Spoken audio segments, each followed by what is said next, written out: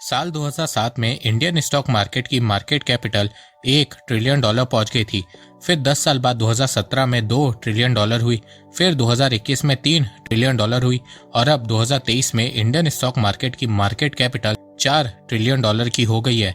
जितनी इस समय भारत की जीडीपी नहीं है, उतनी इंडियन स्टॉक मार्केट की मार्केट कैपिटलाइजेशन है। इस समय दुनिया में कोई भी देश इतना तेजी से ग्रो नहीं कर रहा है जितनी तेजी से भारत ग्रो कर रहा है, और इसी के चलते इंडियन स्टॉक मार्केट भी तेजी से ग्रो कर रहा है।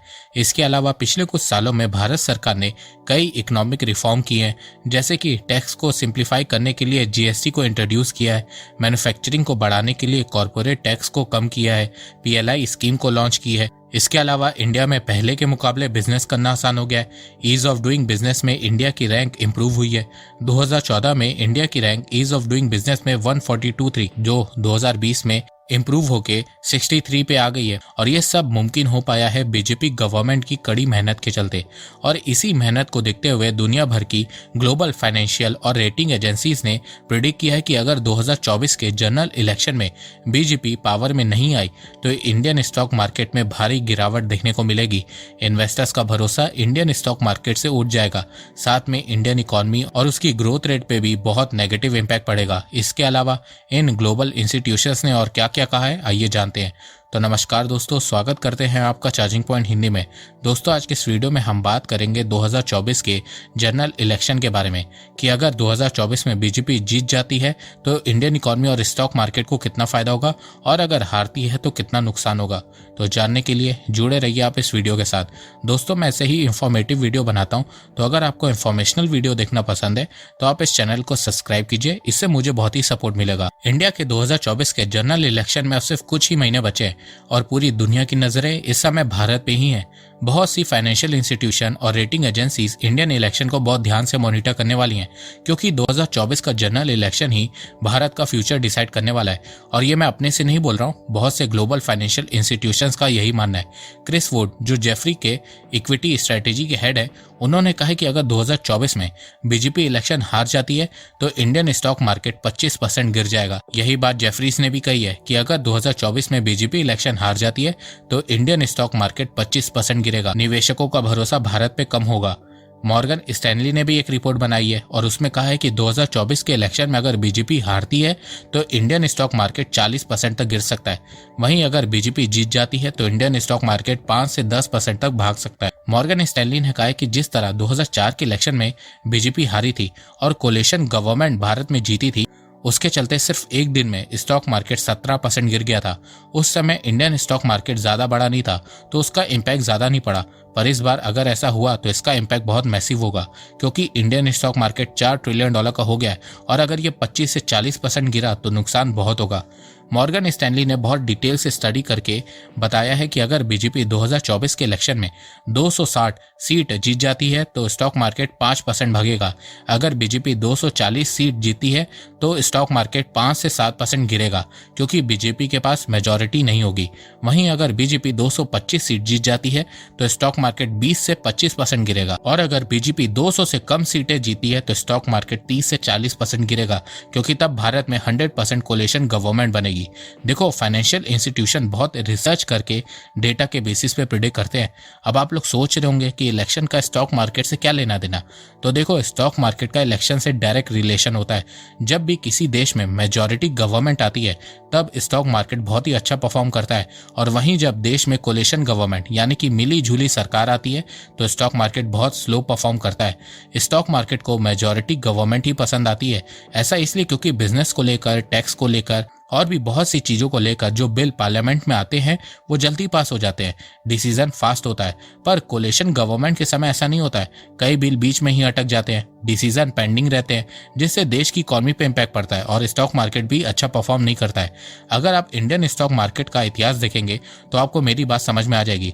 2007 में बॉम्बे स्टॉक मार्केट की मार्केट कैपिटल $1 ट्रिलियन की हुई थी। फिर $2 ट्रिलियन पहुंचने में उसे 10 साल लग गए। वहीं $2 ट्रिलियन से $4 ट्रिलियन होने में सिर्फ 6 साल लगे। बीजेपी मेजॉरिटी में थी, इसीलिए इंडियन स्टॉक मार्केट 4 गुना स्पीड से भागा। वहीं कांग्रेस के समय ऐसा नहीं था, इसीलिए स्टॉक मार्केट धीरे धीरे चल रहा था। अब आप लोग सोच रहे होंगे कि बीजेपी के हारने से इंडियन स्टॉक मार्केट का क्या रिलेशन है।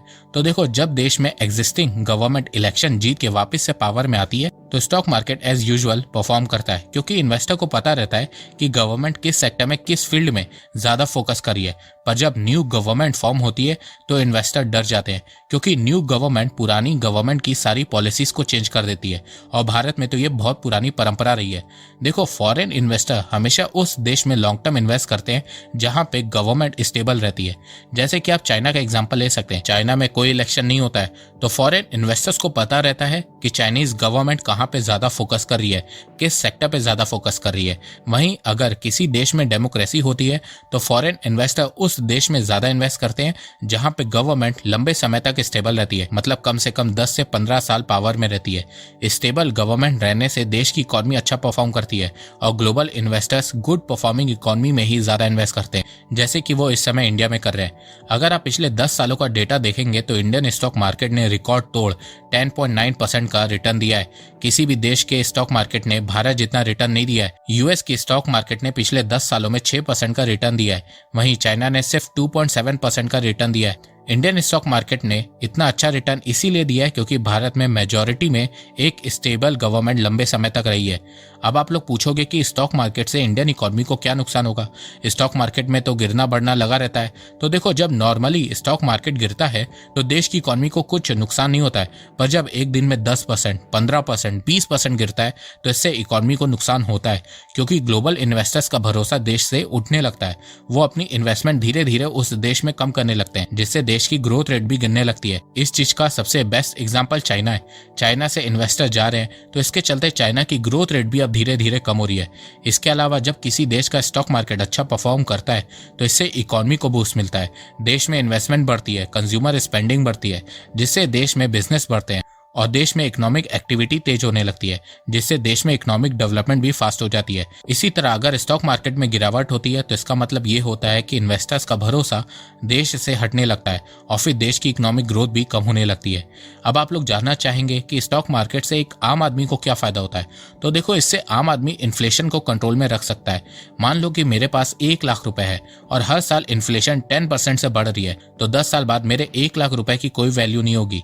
पर अगर मैंने स्टॉक मार्केट या म्यूचुअल फंड में इन्वेस्ट करके रखा है और उसमें मुझे 13 से 14% रिटर्न मिल रहा है, तो मैं इन्फ्लेशन को आने वाले 10 सालों तक मैनेज कर लूंगा। इस समय भारत में इन्फ्लेशन 5 से 6% के बीच है, वहीं स्टॉक मार्केट का रिटर्न डबल 11% है। इस समय इंडियन स्टॉक मार्केट वर्ल्ड की 5th लार्जेस्ट स्टॉक मार्केट है। इंडिया से ऊपर यूएस, चाइना, जापान और हांगकांग है। पर आने वाले 5 सालों में इंडियन स्टॉक मार्केट और ज्यादा आउटस्टैंडिंग परफॉर्म करेगा, क्योंकि भारत 2027 तक वर्ल्ड की 3rd लार्जेस्ट इकोनॉमी बन जाएगा। देखो, इस समय भारत पैंडेमिक के बाद फिर से अच्छी स्पीड से ग्रो कर रहा है। पूरी दुनिया को लगता है कि ये डेकेड भारत का होने वाला है, पर यह तभी मुमकिन हो पाएगा जब आप सही पार्टी को वोट करेंगे। तो भारत की ग्रोथ का डिसीजन आपकी उंगली पे है। तो दोस्तों, मुझे लगता है कि अब आपको सब समझ में आ गया होगा। तो अगर आपको ये वीडियो पसंद आए तो आप इस वीडियो को लाइक कीजिए, और अब आप मुझे सपोर्ट भी कर सकते हैं पेट्रियन और यूट्यूब में ज्वाइन बटन के थ्रू। एक बात मैं कहना चाहता हूँ, आप जितनी मेरी वीडियोस को शेयर करेंगे उतनी ही रीच मेरी बढ़ेगी और उतने ही लोग मेरे से जुड़ेंगे। तो वीडियो को शेयर करना, चैनल को सब्सक्राइब करना बिल्कुल भी मत भूलिएगा। मैं ऐसे ही एजुकेशनल वीडियोस लाता रहूंगा आप लोगों के लिए। तो अभी तक के लिए बस इतना ही। धन्यवाद। जय हिंद, जय भारत।